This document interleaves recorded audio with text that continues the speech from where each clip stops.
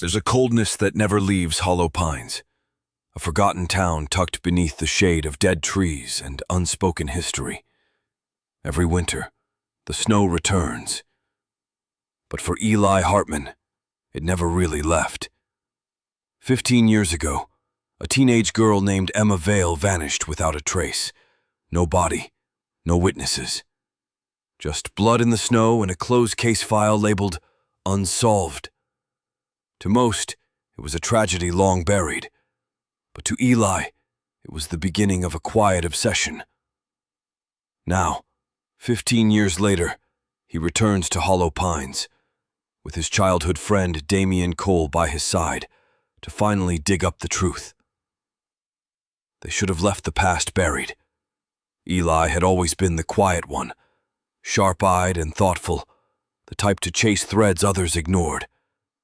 Damian was the opposite, loud, confident, and dismissive of Eli's cold case hobby. But when Eli told him he had found new evidence, Damian reluctantly agreed to go back. He hates the thoughts of ghosts. They drove through miles of frost-bitten countryside, arriving in Hollow Pines just before sundown. The town looked the same: boarded windows, crooked signs, and a stillness that made the air feel heavier. Their first stop was the home of Detective Rivas, the now retired cop who had originally worked the Vale case. He sat in a wheelchair, his body worn but his eyes sharp. "You're wasting your time. Some cases stay cold because the truth doesn't want to be found," Rivas said. But Eli wouldn't let it go. He had found an old photo Emma had taken the night she disappeared, a group selfie at a winter party. In the background, a partially obscured figure stood beside Emma. Eli thought he recognized the outline of Damian's coat from that night. Damian, when shown the photo, brushed it off. We were kids. Everyone was drinking. I don't even remember that night. Eli did. He remembered the blood. They met with Cynthia Vale, Emma's sister. She looked like she hadn't aged since the tragedy, trapped in the same time loop of grief.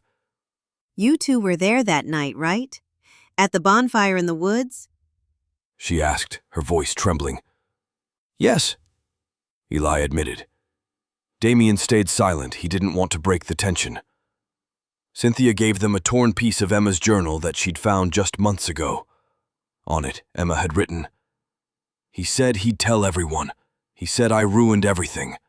I don't feel safe." Eli's stomach turned. He wasn't named, but now Eli had a suspect. Damian started getting twitchy. Later that night, back at the motel, Eli began making voice recordings, documenting his theories until he noticed something. Damian had been the last person seen with Emma. His alibi didn't match the timeline. The party, the argument Emma had with someone, it all pointed to him. When Damian discovered the recorder, His facade cracked. You think I did it? That's what this whole trip is about? Eli didn't answer. He didn't need to. The next day, Eli ventured into the woods alone, returning to a derelict hunting cabin mentioned in Rivas's original report. There, beneath a floorboard, he found what no one had seen in 15 years: old, dried blood. And a melted, scorched student ID, Emma's. He was taking pictures when Damian appeared behind him. I'm here to clear my name, so you can stop accusing me.